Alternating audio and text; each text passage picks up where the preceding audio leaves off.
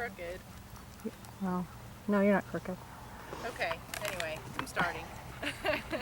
As you all know, this month's workshop is about transitions, something dear to my heart, right next to position, right after position. So, in my opinion, transitions really show you the throughness level of your horse. They're as you all know, they sometimes have their own score in the dressage test. So whether you do a great extended trot or not, if you blow the transitions, you're blowing a completely its own score, and probably the extended trot too. So and it's definitely the hard part. It shows whether your horse is really and truly on your aids and how through they are. So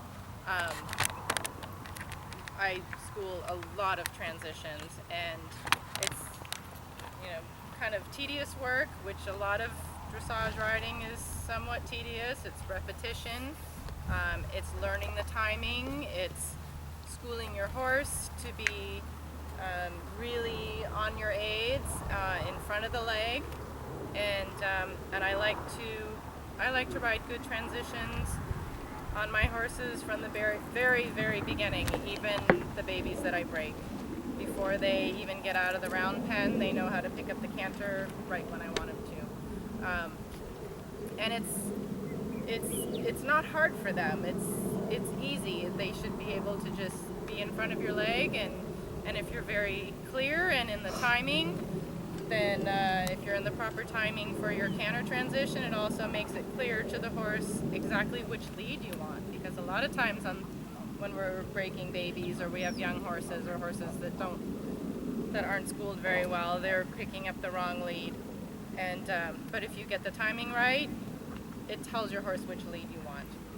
So, and that can be important for sure when as soon as you get to first level, you're doing simple changes on the straight line, and so you don't have the rail and you don't have the direction and the bend to help you, so you've got to time it right. So that's why it's important already in training level to get your horses really on your aids. So we're going to talk a lot about timing, and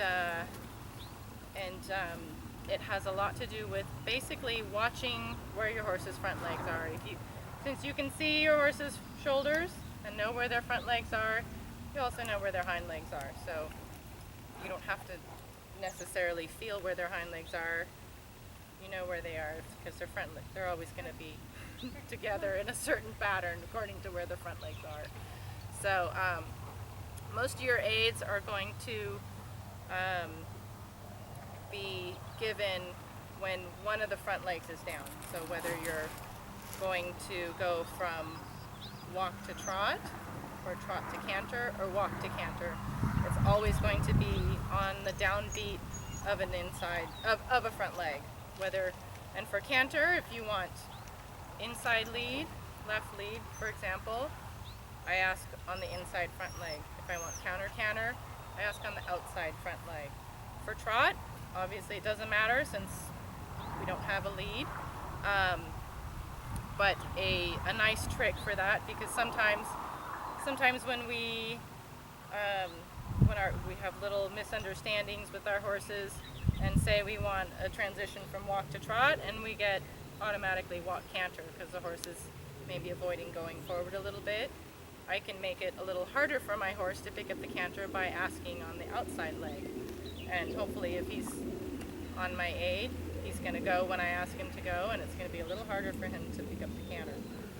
So we'll just start with a few transitions.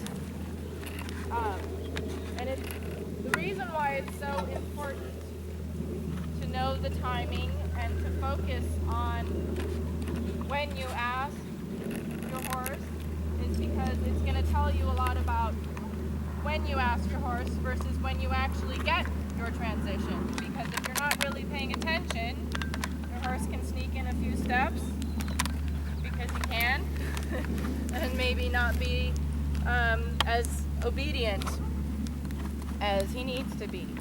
So, and as we all know, as the levels get harder and harder, we've got to do our transitions more at a certain letter rather than in a corner or between two letters. So, for walk-trot transition, very important to first have your leg on the horse, have a good walk first, and I always say the best preparation for a transition is having a really good gait before your transition. So obviously if I'm walking, my preparation is going to be riding a really good walk. Can't really get any good transition if my horse isn't first walking forward in the connection and in front of my leg. If you don't have that, then you've got to work for that. So a lot of us have been drilled to prepare, and I think a lot of times preparing equals more fidgeting. So, and we all know how easy it is to disturb the rhythm of the walk. So, if your horse is truly in front of the leg, if your leg is on the horse and you close the leg, it should go right away. So I'm going to watch the front leg, and I'm going to ask for the walk on the downbeat of the inside front leg, just for the heck of it. And then, so when she takes a step, the right front leg, the next step, will be in trot. So it happens right away. We'll do it again. So, nice forward walk, quiet leg, pay attention to the leg, especially if we have ambitious horses. Not everyone has an ambitious horse, but those of us who do, if you get too fidgety, we lose the rhythm. And if you don't have an ambitious horse and you're too fidgety, then you're already spending half your energy just to make the horse walk, and he's not going to feel you when you're asking for the trot, because you're already yelling at him with your leg. So we'll do another walk-trot transition. This time I will ask on the outside front leg. Oops. You don't need to do that.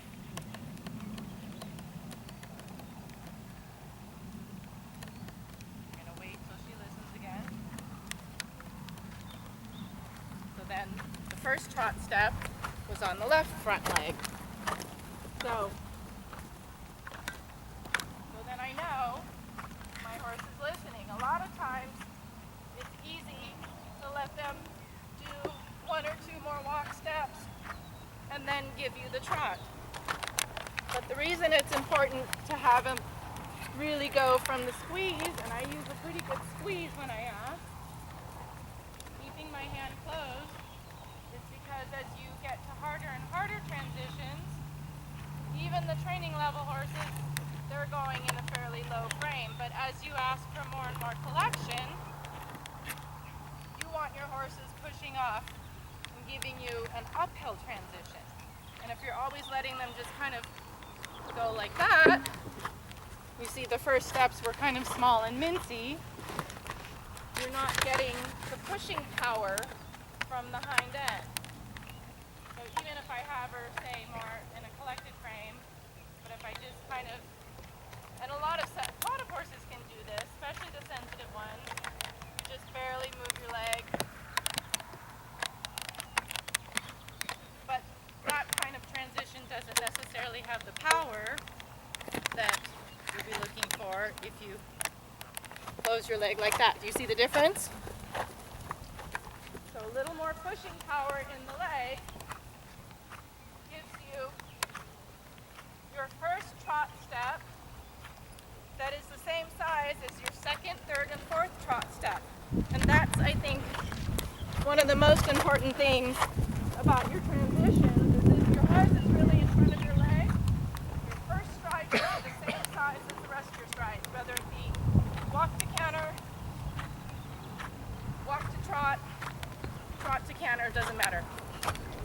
So you're looking for that push, and what that does is it's schooling your horse already to be a little more between your hand and leg. So it's preparing your horse for the next levels of collection. Yes, thank you. So you're primarily using your upper calf for the forward? Yes. Lower calf, heel. I would say you're most likely you have a spur on your heel. That's for corrections. It's not your normal aid. So everything is ridden from the calf. And the reason is because you get a stronger pushing aid from your calf. If you bring your heel up, my calf comes off. See that? You get a space in here. Also, if your heel is up, everyone can just feel their calf. If you stretch your heel down, it stretches your calf and makes it tight.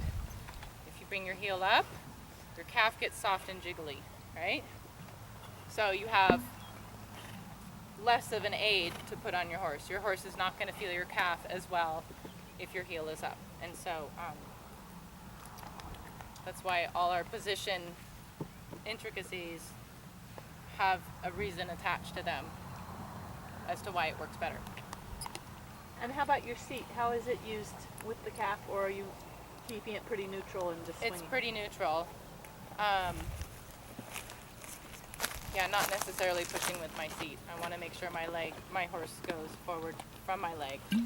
If I'm already in the trot or in the canter and I want more trot or more canter, then I'm going to use my seat.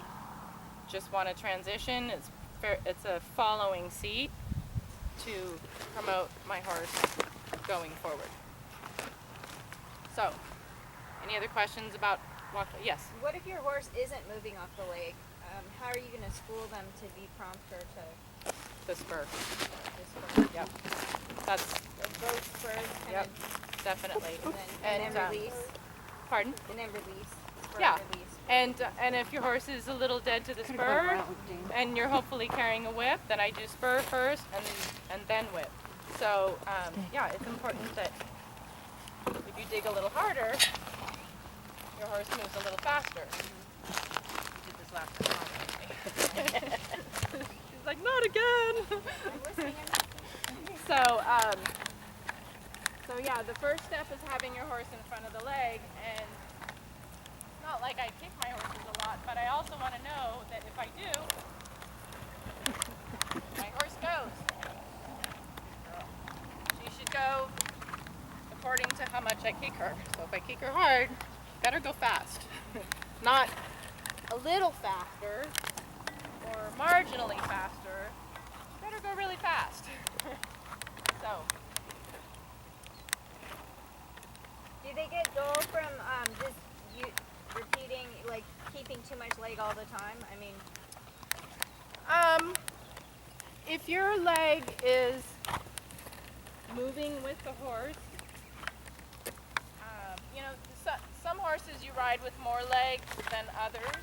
I think they get dull a lot of times by not being asked enough, by not really looking for that throughness,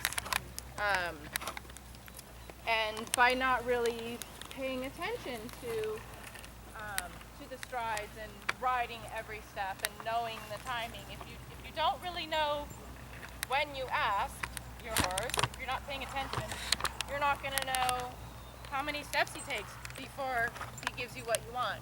And a lot of times that's how we allow our horses to be behind the leg. So that's why it's so important to watch each step. And I do, even though I ride a lot of horses and I know the timing, I always glance down just for 1 second. You only need 1 second, because then you can feel where the next legs are, so you don't have to be staring at the shoulders. So I think,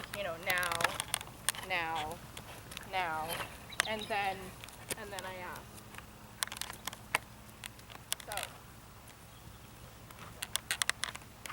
So for trot to canter, then, and this is really one of my favorite transitions, because I think it's one of the hardest. The reason it's harder than walk to canter is because you have less time to find the timing. The trot's so much quicker. The walk is nice and slow and you can get your feel. The trot, you only have a moment. And the other thing is your transitions are ridden only for one step, one stride. That's all your horse gets. When you put the leg on, the next step should be the next gait. So if you slowly increase leg pressure, that's what you're going to get from the horse. Slowly more of what you already had. And that's why a lot of people get, horses running into the canter, trotting quickly into the canter. And sometimes it takes, a more like, wake up, listen. So, so just get one chance. And you'll notice, so when I'm trotting, you'll notice my ankle swinging, my heel swinging down a little bit, my legs swinging with the rhythm of the horse. And when I ask for canter, I find the timing, and then I hold the squeeze for one step. So you'll see my leg grab just for a minute, just for a second. See that? So it stayed still just for a moment, and that's what tells my horse that I want the next gait. So, and this is why the rhythm of the rider is so important. And so now you'll see my leg in the canter doing the same thing. It breathes with each stride of the horse.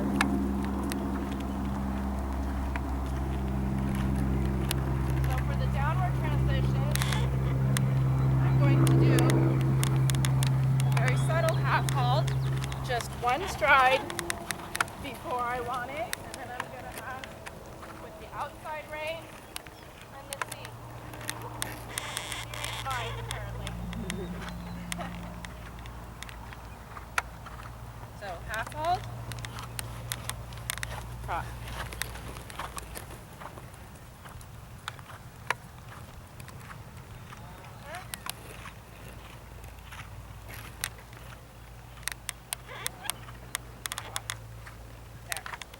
A little more on my aid.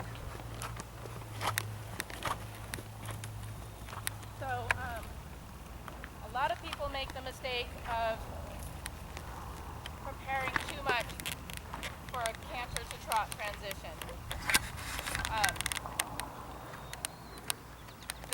I like to think of the trot is not necessarily so much slower than the canter, unless your horse is 4 years old and has a very big canter. You don't necessarily have to slow them down to trot. You just have to find that timing and execute. Because otherwise, if you slow them down too much, the trot you get after that slowing down is going to be way under tempo. It's going to be too slow. So, and especially when you start teaching your horse collection in the canter, you can no longer just slow your horse down and get trot because they can't canter that slow anymore. Now they can canter that slow, and they'll canter slower and slower unless you have an actual different set of aids that says to them, I want trot. So, and the difference between trot seat and canter seat is the weight of your seat bones. So when you are sitting in the trot, since it's an equally sided gait, they move the same on one side as they do on the other. You're sitting equally on both seat bones, weighting both seat bones the same. If you're cantering, you weight the inside seat bone, and that's to compensate for the horse's natural desire to put the haunches in. So we always sit on the inside seat bone in the canter. When we want trot, all we have to do is squeeze that outside finger, sit to the outside, you'll get trot. So easy, without so much preparation. Just, again, you tune into the timing, make sure you've got a nicely balanced canter. Boom, you get trot. And I also tell people, trot to canter and canter to trot are the transitions that stay with you all the way up the levels. If you think about it, canter to walk and walk to canter only appear in second level, and they appear there to help collection. After that, you never do them again. Ever. So, walk to canter, yes, but not canter to walk. You do canter to trot in the Grand Prix. You do it at intermediaire. Not so much pre-St. George. You do it at 4th level, 3rd level, and 1st level. So that's one to hang on to, because you will see a lot of Grand Prix horses cantering by that last transition where they were supposed to trot and then do extended trot down the diagonal, and they blow it because those horses can collect on a dime and the riders aren't necessarily using that system. So that's a very important one. So we'll do a few transitions to the right. So Sandy, the weight on the inside seat bone within the canter, Yes. is that why sometimes the canter depart is taught as coming from the inside seat bone? You were saying suppose. transition from the legs, but sometimes it's taught from the seat bone as well? Well, I always think if the more aids you use to determine your language, the clearer it becomes for the horse. If you only use your seat for everything, you're missing 2/3 of the equation. So I never teach anything exclusively from the seat. Yes, I use the seat a lot, but it's never just only from the seat. No, but within the depart, the trot, canter, depart, are you emphasizing the inside seat bone within the Yep. transition? Yes, but I'm also using leg and rein because of the bend and whatnot. So the leg is what produces the power,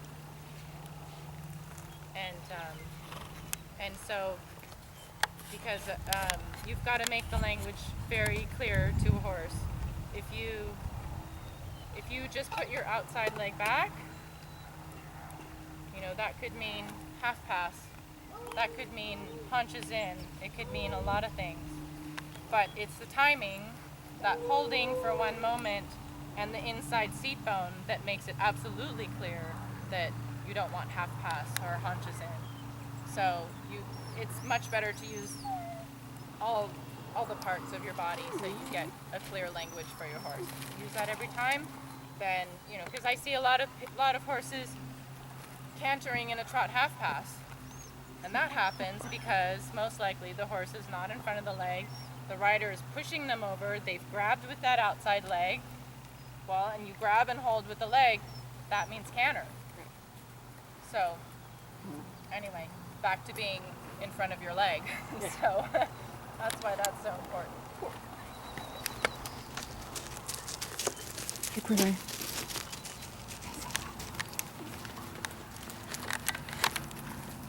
So we watch the timing, and I always count for my students, a little for myself, and now, and now, and now, and now.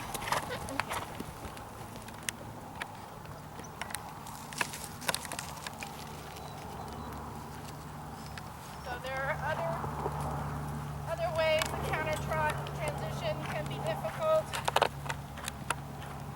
If we're doing it on a circle and the horse is maybe you have a school horse who can collect, and they're in canter mode and they won't trot. Then sometimes I'll do a little counter bend, and you make it really hard for them to keep cantering. So these are some ways you can fix problems like that. So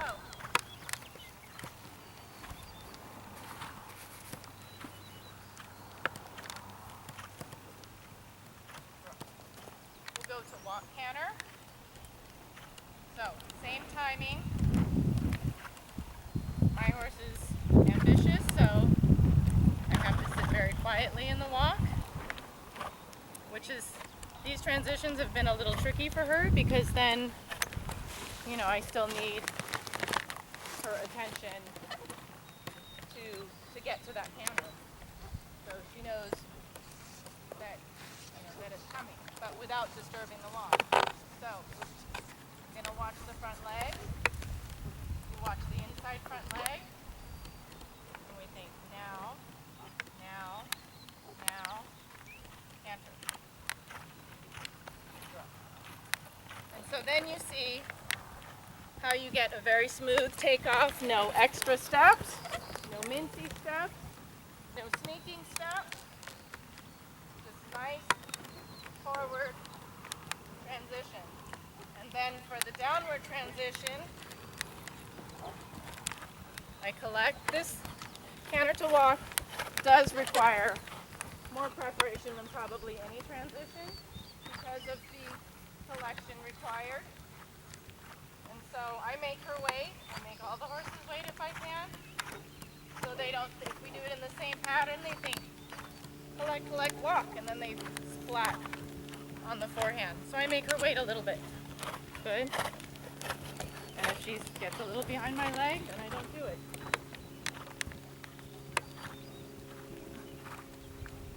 There. And if I time it perfectly, the last step of the canter is the left front leg. The first step of the walk is the right front leg.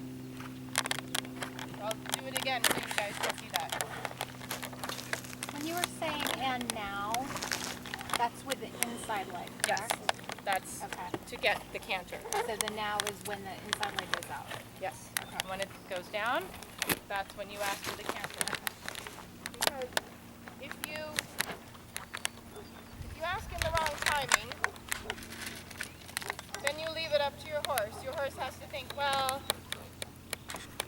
so she's really asking for the left lead, but I know we're cantering to the right. I don't think she knows what she wants, so I'll wait and I'll fix this. I really know she wants right lead. And so you've just sort of promoted your horse waiting. If your horse actually does what you say, and he picks up the wrong lead, then he gets punished for being on the wrong lead. So either way, it's not good. That's why the timing is so important, because we want our horses to respond right when the leg goes on. So you do it in the timing, you don't leave it up to them. It's much more clear, they're much more comfortable with it, and they don't have to think so hard. You can. So.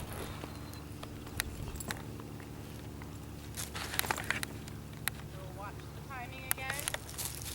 So I had a little, the way she wanted to do this right lead canter is she wanted to do like a little tense shuffle before she picked up the canter. So I had to kind of make her wait, slow everything down, school it a lot, make her a little rounder, and make sure she took off very cleanly off of this right front leg.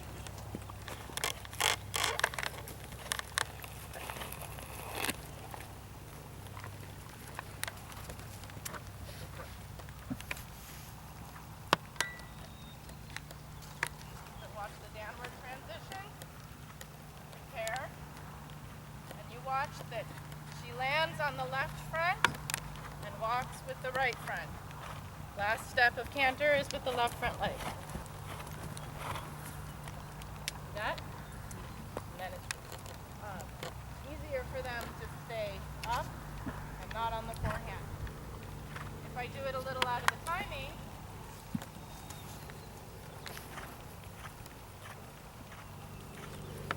and she lands on the right front, if I do it a little late, you'll see her dip. See if I can do this. Oh, did almost do it. And then you see that her head dips down and she goes on the forehand. Oh, sorry, I can't do it wrong.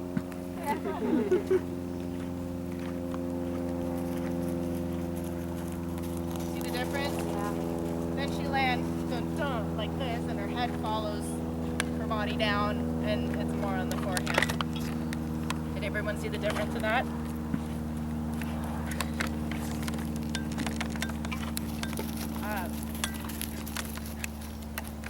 So, the problems, there are lots of problems that we can have.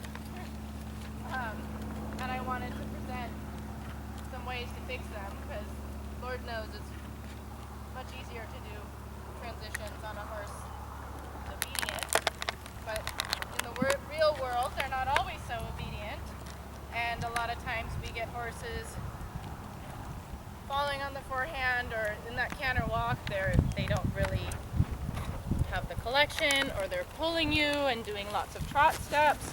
So I tell my students that your correction should fit the crime. So if your horse is pulling you down to the trot first, I usually do like a halt and rein back to just sort of revisit the half halt. So that's one of the fixes. And same thing if your horse is not taking off into the canter when you ask. So that's a leg disobedience problem. Then a couple good kicks with the leg or a couple taps with the whip should help that. So, girl. So say my horse, say she breaks from the canter to the trot and halt.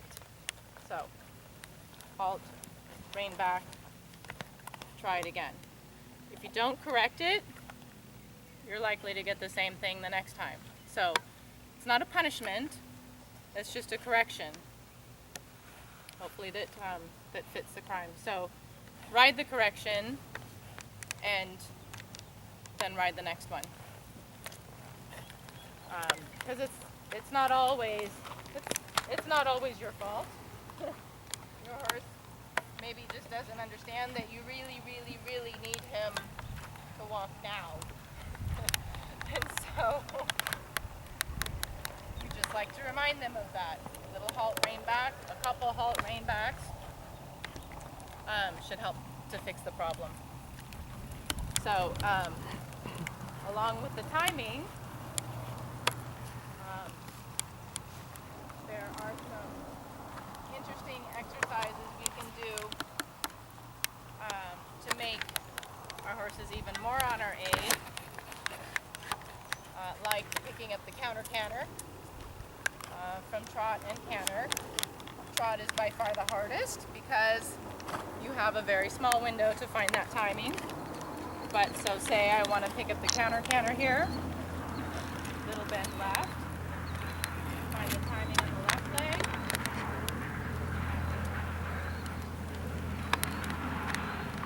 get lefty.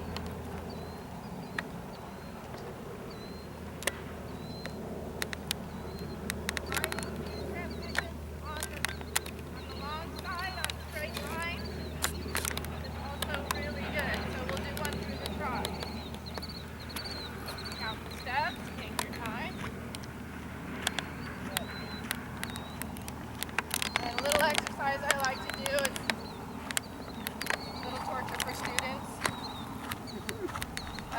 Really good for horses is doing simple changes on each long side.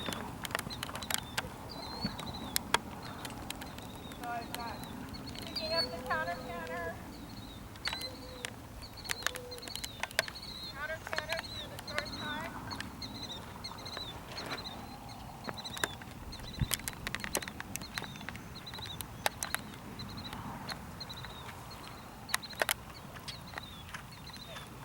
picking up the full canter.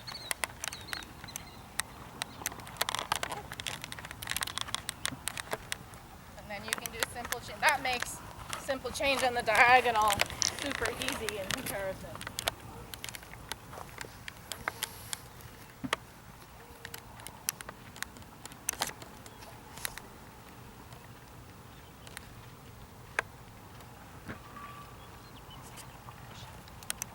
So I like to find ways to make things harder at home, so when I get to the show, it's much easier. No?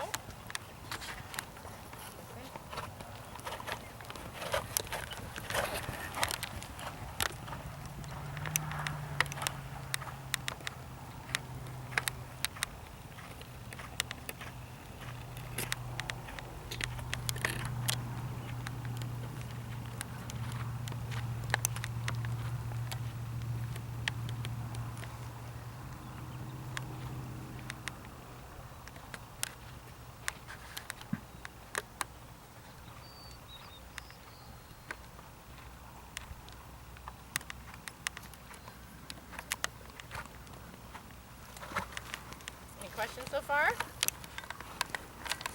Could you talk through the balance of aids for your downward transitions, leg versus hand versus seat?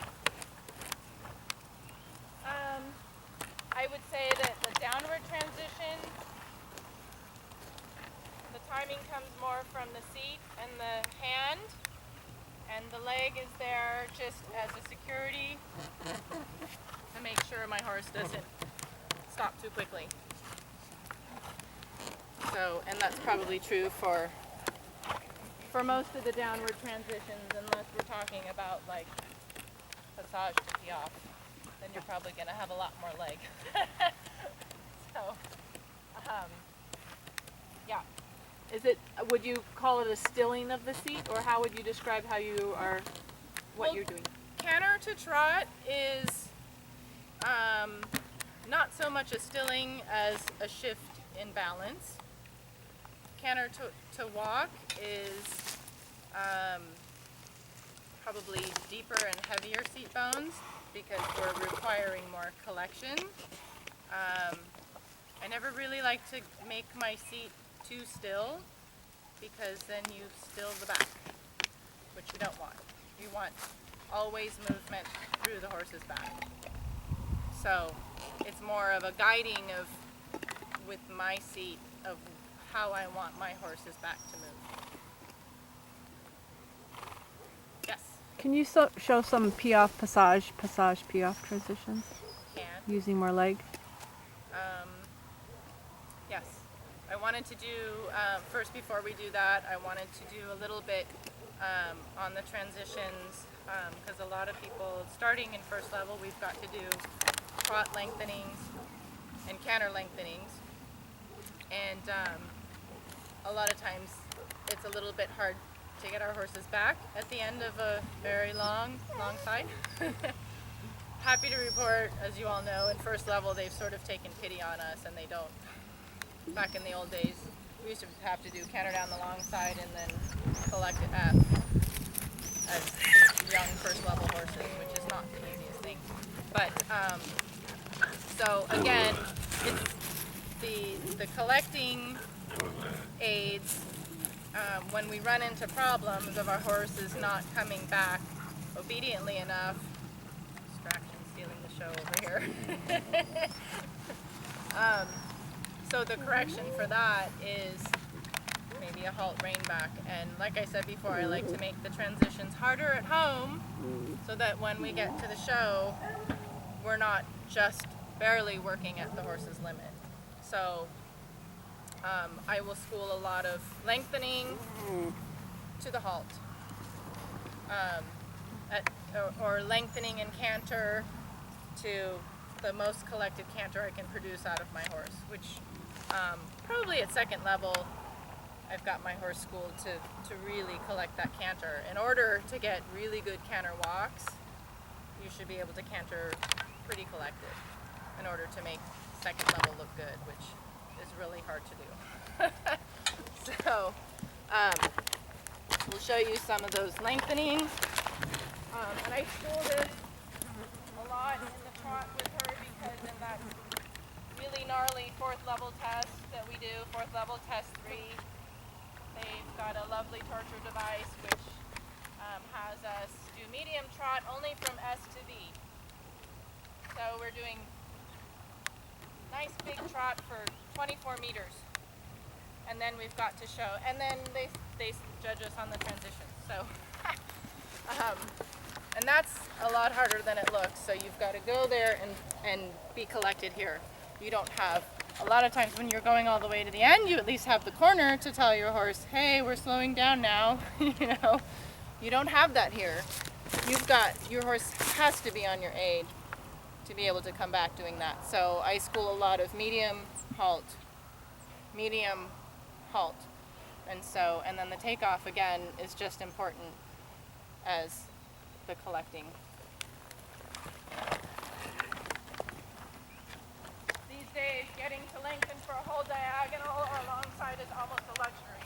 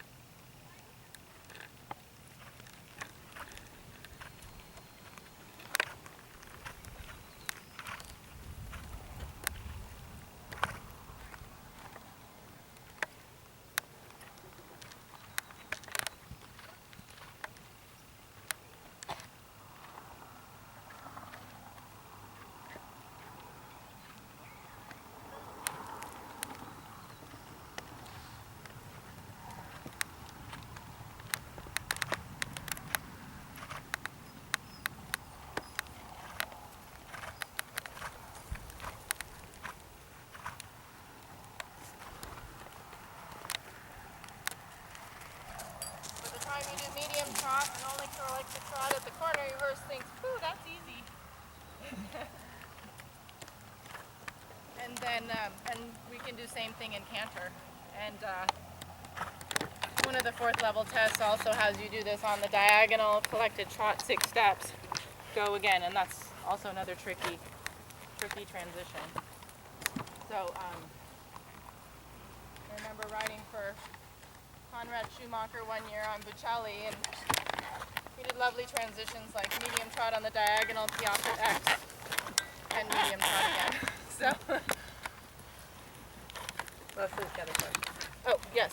So the amount of push that you're getting, just like from 0 to velocity, how are you getting that level of engagement? Is that just leg? Well, I've got her very well schooled off my leg. Part of it is she's forward a lot on her own. The difficulty with training her was that she was forward but not always very controllable.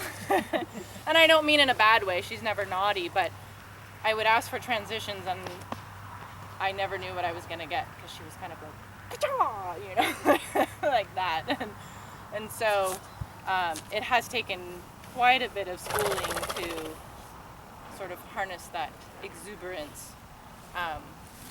But yeah, I mean, good breeding has a good busy hind leg on her already. But the trick with horses, with forward horses like these, is they can also quite easily get behind the leg because you get so much forward out of them anyway without asking, and that's why it's so easy to not get the transitions on your aid, because you're just kind of like sometimes, you know, you just let go of the reins a little bit and they go. But it doesn't produce the same power as when you harness between the leg and the rein and you translate that energy into upward moving energy. Because she's not necessarily a naturally very extravagant mover up ways. She's a little longer and flowy. So I have to school that into her, getting that leg to hand, because she's also naturally very light and it's quite easy to get her a little too round or a little behind the vertical. So. And then my other question is, I think that I've been taught over the years that the half halt is an indication that a transition's coming. I'm not saying if that's correct or not. And then how is that versus the fussing, if you will? Well, your half halts should be very conscious and, like everything else, ridden in the timing with the horse. So, and that's probably the most important lesson of this whole weekend is you have to ride in the rhythm of your horse. Otherwise, you get your horse out of rhythm. They can't do anything at just some random moment. It has to come within a specific footfall, depending on which gait you have. So that's why it's important to, and if you're not trotting, walking, cantering in the rhythm with your horse, then you're taking away from their rhythm. You're taking away from a lot of things, you know, their rhythm, their suspension, their attention. They have to think like, what the heck are they doing up there? You know, they can't be concentrating on what you want them to do. So some transitions need more preparation, like we said, like canter to walk, but your half halts are only coming one per stride. Some transitions need less preparation, like canter to trot, mostly because it needs less collection. You don't need to collect your horse to get down to the trot. You do need to collect your horse to get down to the walk, because you have to skip a whole gait. So I would say it depends on the transition. If you want walk to piaffe, boy, you better make sure your horse is really off your leg, because you start getting busy with your leg and the walk and you're gonna get God knows what in the walk. We all know how easy it is to disturb the walk. So that's why I always ride walk-trot transitions very consciously and in a very forward way, because eventually I want a really good walk piaffe or walk passage transition, because both those transitions are exactly that, a more collected walk-trot transition. So, yes. How do you know you're in the correct rhythm? I mean, I really struggle with that. Like, do you have to have somebody like you on the ground that's saying, okay, you're right, like that's the right rhythm? Or is it intuitive? I mean, like, how do you develop a good sense of rhythm? I think mainly by being very aware and very conscious of when you're applying your aids, when you're getting the response, and so that I see, for instance, a lot of people riding half pass, shoulder in, and leg yield by doing every other like this with the leg, and you see how pissed she is already. So grabbing and releasing for one stride. But if you watch my leg, if I'm just riding neutral here in a 20-meter circle, you watch my heel swinging. If I want shoulder in, it still has to swing. I apply my leg, but it's still breathing on the horse. Same with haunches in. The rhythm. And it's a lighter aid, but it's a more rhythmic aid. And it's going to be more effective because you're not grabbing and holding your horse. As soon as you hold, your horse can push back against you.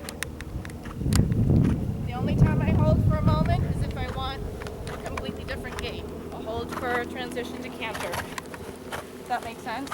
Yeah, so the stiffness or the grabbing, when you start racing, that interrupts Yes. rhythm. So And that whatever you're doing, you have to do it in with the rhythm. Yeah. And usually people start pushing too hard and grabbing too hard from the original problem that the horse really isn't in front of the leg. One challenge I feel like is to get promptness, and like you kind of like stiffen. Like, how do you get what you want, like prompt response to your aids, without getting like stiff or breaking up the rhythm? Like, generally you'd want to give, kind of say, okay, I'm, do process, but then at the same time you want obedience to. Right. If you get that exact timing, it's you're using less muscle because you're holding less. If you just for that moment, it's when you're holding longer that you put more muscle into it. And so in order to get your horse that sensitive, that's where your spur and your whip come along if you have your lazy horse. What if a horse is not very athletic? Like, they're naturally down on the forehand and don't seem to be able to balance very well. Right. And that's very fair. Not all of them are super athletic. They can all be obedient within their capabilities. So you have to adjust to their. Yeah. For the downhill horses, you're doing maybe more transitions to get them working behind here. Maybe some more halt rein backs to get them to engage their hind legs. It's important that we don't ask for things that they can't give us, but they should all be able to be obedient to your aid within an appropriate level. So, does that make sense? Yeah. Yep. What else? You wanted to see piaffe and passage? It's the toughest transition. Well, I'm not going to ask her too much because she's had a long week. Well, you don't have to. I just want to see the difference in the legs.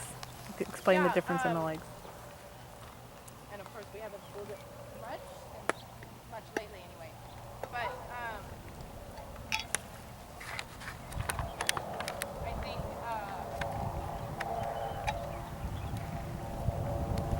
it's important still. I use piaffe still equally with both legs. I don't use alternating legs. I use a deep seat. But also not necessarily a holding seat, because I never use a holding seat. the weight of my seat bones tells her to be a little more on the spot. But I still want her swinging in the back. And then, the piaffe is really the ultimate test of your horse being between your hand and leg. With a little more neutral seat. So we'll see what we get today.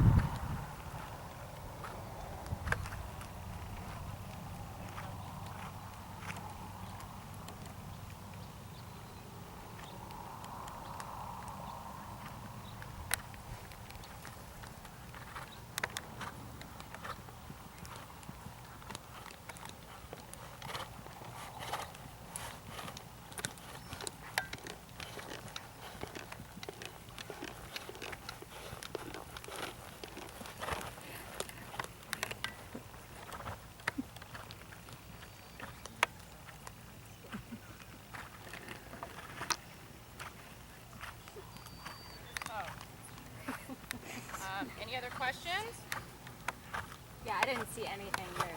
Like, I admit it.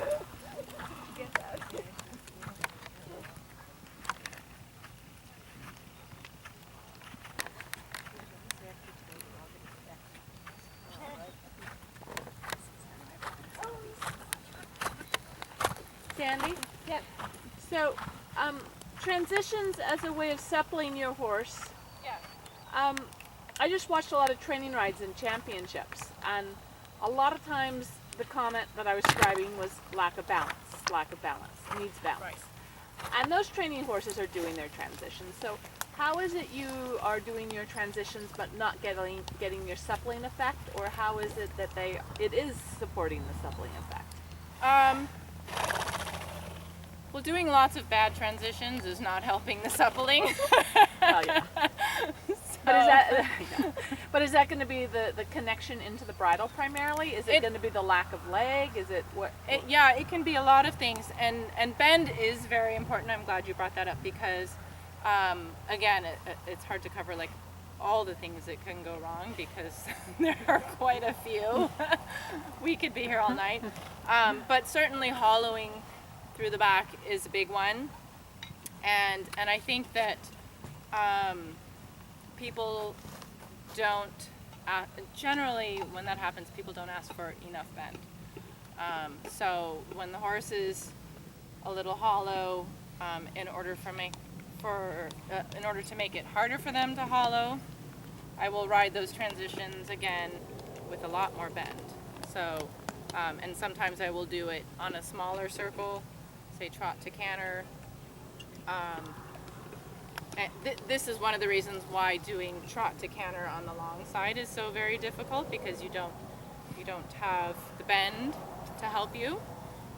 So if it's not going very well, sometimes I'll do it with more bend, or I'll do it, from a shoulder in, and sometimes horses can foil us even when we've got proper bend, and at the last second they're like, oh, they hollow. So I'll make it really hard for them to do it by bending them a lot more. So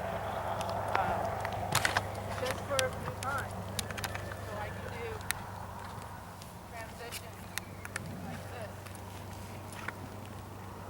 with this much bend, or ride them in a deeper frame for a moment. This is not being rolled I'm not forcing her down here. But just to get her back really engaged. And same thing with the downward transition. She's into walk now. But you can do a couple transitions like this, and then go back to the proper bend.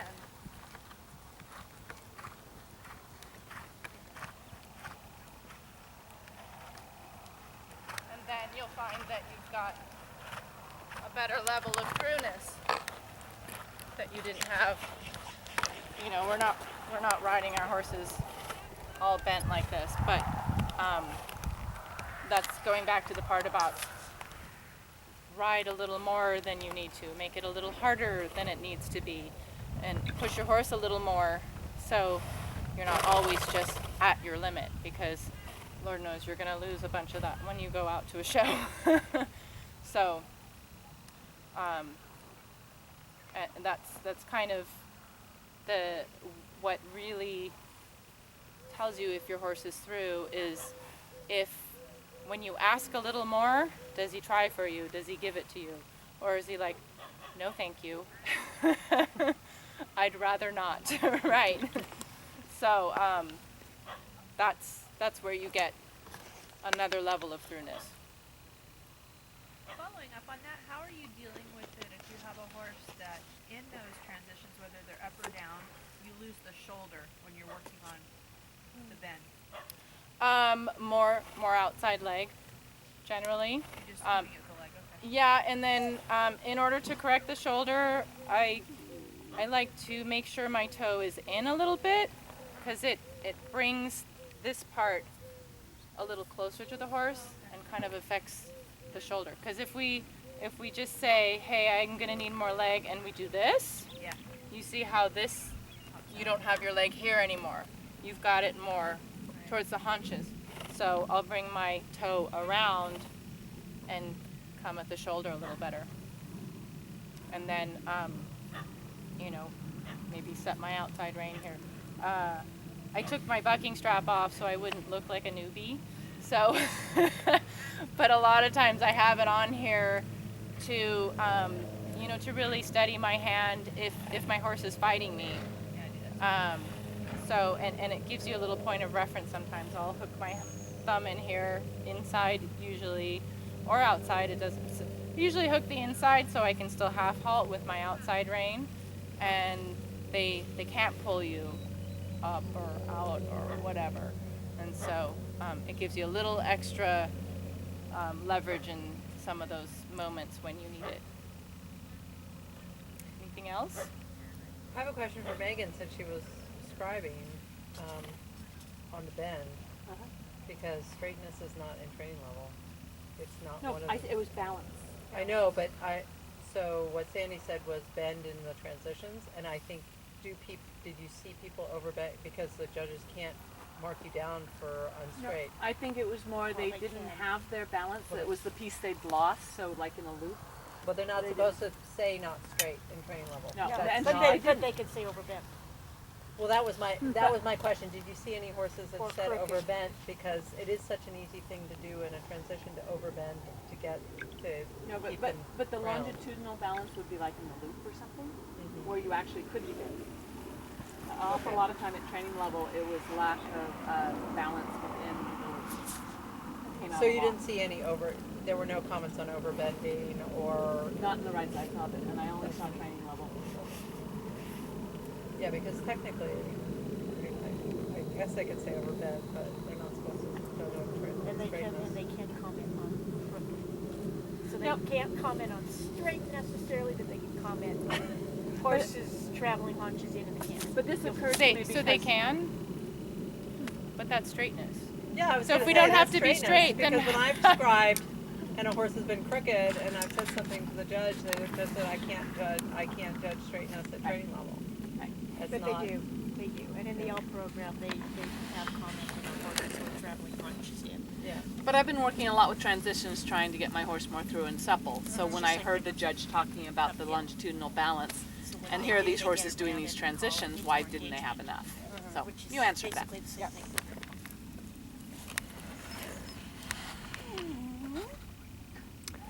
And we're out of bed.